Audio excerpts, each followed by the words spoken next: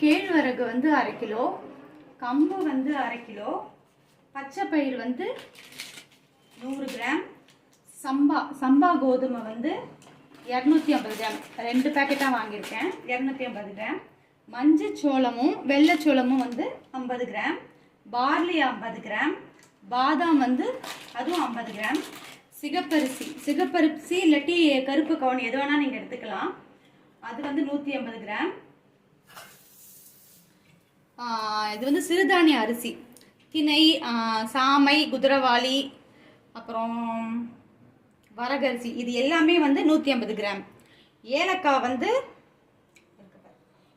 வந்து 10 கிராம், சுக்கு வந்து 5 கிராம்.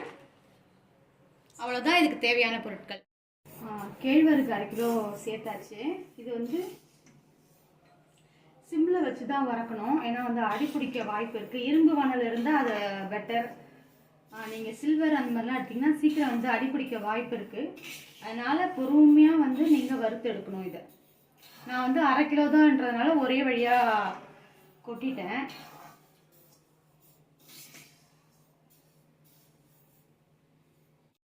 கருப்பு கவுனி அரிசி நான் எடுத்திருக்கேன். இது வந்து 150 கிராம். நம்மளுக்கு வந்து இப்போது கோதுமை வந்து நல்லா பொரிஞ்சு நல்லா ஸ்மெல் வந்துச்சு, அதுதான் பதம். எடுத்தாச்சு. இதுவும் அதே மாதிரி லைட்டாக வந்து சத்தம் வரும், அதுதான் பதம். அந்த மாதிரி ஒரு பதத்துக்கு வந்த உடனே எடுத்துடலாம். எனக்கு இந்த கோதுமை வந்து வறுக்கும் போதே பார்த்தேன், நிறைய வந்து தூசிலாம் இருந்தது. அந்த மாதிரி ஏதாவது உங்களுக்கு தென்பட்டதுன்னா அதை எடுத்துருங்க.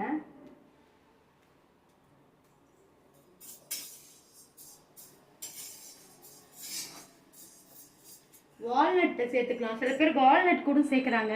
எனக்கு என்னென்னா அந்த வால்நட்டு, வேர்க்கடலை அதெல்லாம் வந்து ஒரு மாதிரி எண்ணெய் கசிகிற மாதிரி இருக்கும் இல்லைங்களா, அது வந்து ரொம்ப நாள் வந்து நம்ம வெளியில் வச்சு யூஸ் பண்ண முடியாது, ஒரு மாதிரி கார வாடை அடிக்கும். ஏன்னா நான் வந்து அது ரெண்டுமே நான் யூஸ் பண்ணுறதே கிடையாது, எப்பயுமே இது மட்டும்தான். ஆனால் நான் வந்து சிகப்பரிசி எடுப்பேன். இந்த டைம் மட்டும் வந்து கருப்பு கவுனி அரிசி எடுத்திருக்கேன்.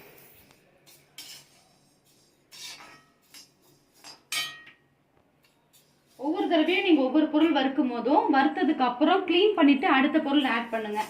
ஏன்னா நீங்கள் வறுக்கிற அந்த பொருளோட சின்ன சின்ன பார்ட்டிகல்ஸ்லாம் இருக்கும், டஸ்ட் பார்ட்டிகல்ஸ், அதை வந்து எடுத்துட்டு அதுக்கப்புறம் நெக்ஸ்ட்டு ஆட் பண்ணி வருங்க. உங்களுக்கு நல்லாவே தெரியும், வெள்ளை வெள்ளையாக இருக்குது பாருங்கள், அதுதான் பொரியிற ஸ்டேஜ். இந்த ஸ்டேஜ் வந்தோடனே நம்ம ஆஃப் பண்ணிவிட்டு எடுத்துடலாம். சேஞ்ச் ஆகி பொரிய ஆரம்பிச்சிருச்சு. இந்த ஸ்டேஜில் வந்து நம்ம எடுத்துக்கலாம். இதுக்கு அடுத்தது வந்து மஞ்சள் சோளம், இதுவும் வந்து 50 கிராம்.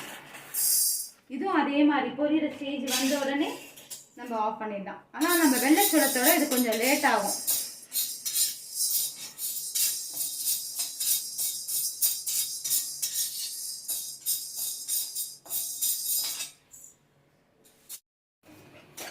இது வந்து வரகு அரிசி ஆட் பண்ணியிருக்கேன்.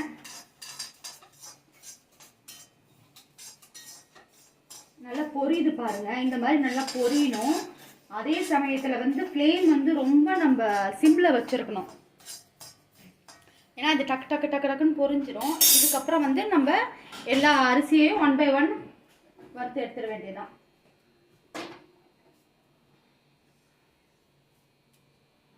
எல்லாத்தையும் வந்து வறுத்தாச்சு, எல்லா அரிசியும் வறுத்து எடுத்துட்டேன்.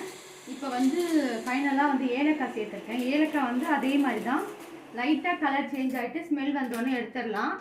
அடுத்தது வந்து பாதாம். இந்த சுக்கு மட்டும் வந்து நம்ம அந்த ஹீட்டு, வானலோட ஹீட்லேயே வந்து கொஞ்சம் நேரம் போட்டு வச்சுட்டு நம்ம இடிக்கல் இருக்குது இல்லைங்களா, அதெல்லாம் இடித்து இதில் ஆட் பண்ணிக்கலாம். ஏலக்காவும் பாதாமும் வந்து உங்கள் விருப்பம், அது எவ்வளோ வேணுமோ அந்த அளவுக்கு நீங்கள் ஆட் பண்ணிக்கோங்க. ஏலக்காய் வந்து சட்டுன்னு பொரிஞ்சிருச்சு, அதை எடுத்துட்டு இப்போது பாதாம் ஆட் பண்ணிக்கலாம்.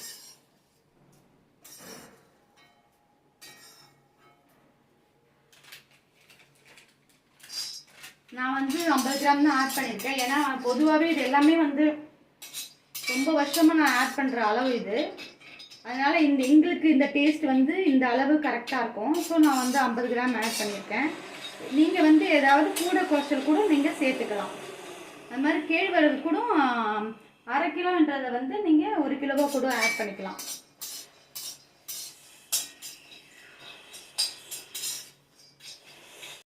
எல்லாத்தையும் வறுத்து ஒரு நியூஸ் பேப்பரில் கொட்டி ஆற வச்சாச்சு. இதோட ப்ரிப்ரேஷன் வந்து ரொம்ப ஈஸி தான். அதை நான் வந்து இன்னொரு வீடியோவில் அப்லோட் பண்ணுறேன். இந்த வீடியோ உங்களுக்கு பிடிச்சிருந்ததுன்னா ஷேர் பண்ணி லைக் பண்ணுங்கள். சப்ஸ்கிரைப் பண்ண மறந்துடாதீங்க. தேங்க்ஸ் ஃபார் வாட்சிங்.